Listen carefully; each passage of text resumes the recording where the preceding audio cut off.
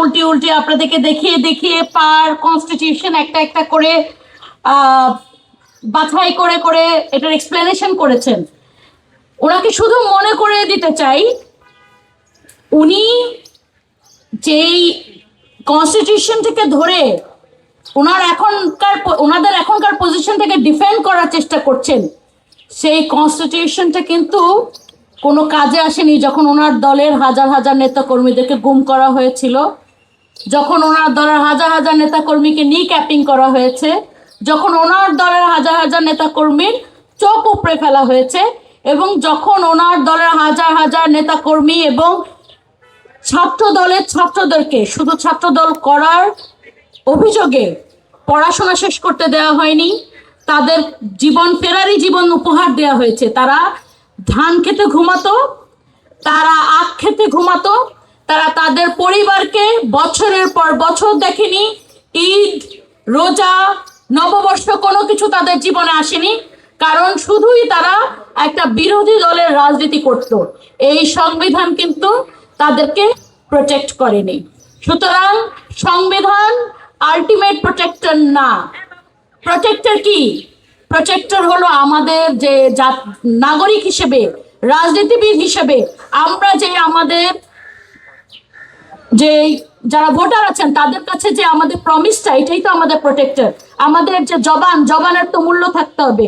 তো আমি যতদূর মনে পড়ে আমার, এই আমাদের জাতীয় সংসদ নির্বাচনের আগে আমাদের এখনকার সরকারি দল তারা গণভোটের জন্য, হ্যাঁ ভোটের জন্য চেয়েছিল। আমাদের প্রধানমন্ত্রী নিজে হ্যাঁ ভোটের পক্ষে ভোট চেয়েছিল কিনা?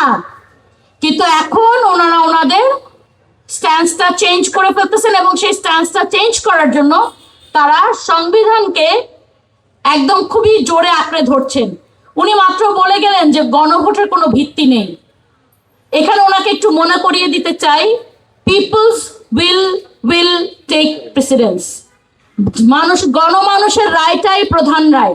ধরেন একজন মায়ের দুটো যমজ বাচ্চা হলো, বাপ এসে বলল যে একটা অবৈধ, আমি একটারে মানি আরেকটারে মানি না, এটা হবে? হবে না তো। তাহলে এই যে সরকার গঠন করেছে, সেই একই দিনে একই মানুষরা দুটো ব্যালটে ভোট দিয়েছে, একই ভোটাররা। কিন্তু একটা হলো বাংলাদেশের গভর্নমেন্ট কে তৈরি করবে, সেই গভর্নমেন্ট তৈরি করার জন্য একটা দলকে ভোট দিয়েছে, আরেকটা গণভোটে ভোট দিয়েছে। তা আপনি হলো তো চুজ করতে পারবেন না যে আমি একটা বাচ্চাকে নেব, যে গভর্নমেন্ট তৈরি করার জন্য যে আমাকে 51% 2/3 মেজরিটি দিয়েছে, সেই ভোটটাকে আমি মেনে নিলাম, কিন্তু গণভোটকে আমি মেনে নিব না। এভাবে বললে you are opening a can of worms for legal battle. উনি নিজে একজন আইনজীবী, আমিও একজন আইনজীবী। এগুলি আসলে এটা ওনাকে খুব খুলে বুঝাইতে হবে না কেন এটা একটা ক্যান অফ ব্যাটলস। সো এগুলি এই খোড়া যুক্তিগুলো আসলে খুব একটা উনি তারপরে আমাদের শাহাবুদ্দিন চুপ্পুর কথা বলেছিলেন।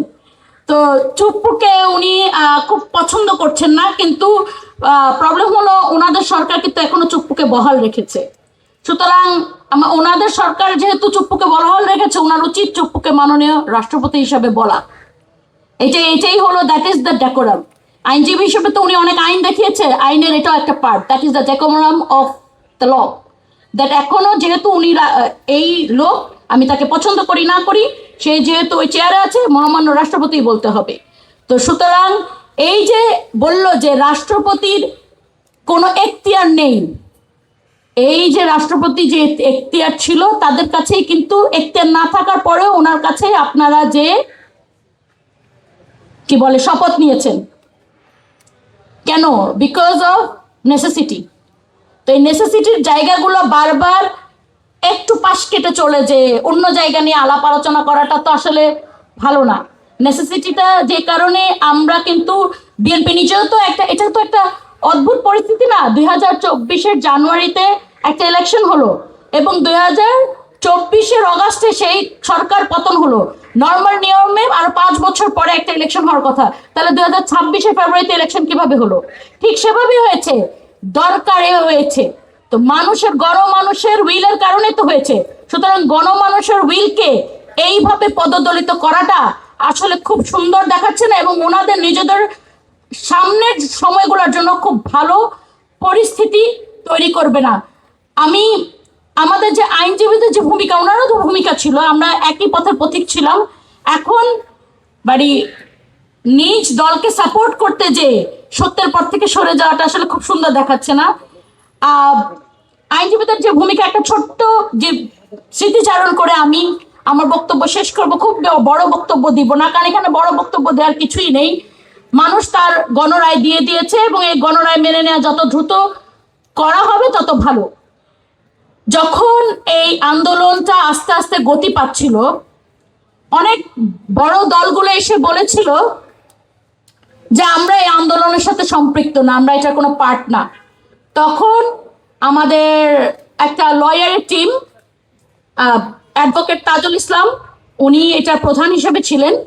16 জুলাই আমরা একটা সংবাদ সম্মেলন করি, যেখানে আমরা বলি যে এই আন্দোলনে এটা একটা সঠিক আন্দোলন মনে করি আমরা, এবং এই আন্দোলনে যেসব ছাত্র এবং নাগরিকরা অ্যারেস্টেড হবেন তাদেরকে ফ্রি লিগ্যাল অ্যাডভাইস এবং ফ্রি লিগ্যাল সেবা দেওয়া হবে, এবং এটা একটা প্যানেল খুলি আমরা। সে প্যানেলের সাথে আমরা কয়েকটা ফোন নাম্বার যোগ করে দিয়ে এটা একটা ওপেন হটলাইন তৈরি করে দিই, এবং এই হটলাইন তৈরি করার জন্য আমাদের এই আইনজীবীদের মধ্যে 5 জনের নাম রেড লিস্টে চলে এসেছিল। যে কেন আমরা এটা করেছি, আমাদেরকে তারপরে 16 জুলাই এটা ঘোষণা করার পরে 19 জুলাই থেকে আমাদেরকে পলাতক থাকতে হয়েছিল। আমরা একটা ডিফারেন্ট লোকেশন থেকে কাজ করতাম, আমরা নিজেদের বাসা বাড়িতে থাকতে পারিনি। সুতরাং এটা হলো আইনজীবীদের ভূমিকা। এই সবার আগে আইনজীবীরা রেকগনাইজ করেছিল জুলাই অভ্যুত্থানের যেই আমাদের যে সঠিক আন্দোলনটাকে। তো আমরা মনে করি আবার আইনজীবীরা সঠিক পথে আসবেন। আমরা রেকগনাইজ করব যে সব কিছু শুধু সংবিধান নয়, সংবিধানকে ইন্টারপ্রেট করার অনেক উপায় আছে। শুধু একরকম ইন্টারপ্রিটেশন, লিটারাল ইন্টারপ্রিটেশন হয় না। যেটা গণমানুষের অভিপ্রায় সেভাবে যদি আমরা ইন্টারপ্রিটেশন করি, তাহলে আমার মনে হয় মানুষের জন্য, উপকারের জন্য আমরা কাজ করতে পারবো। ধন্যবাদ।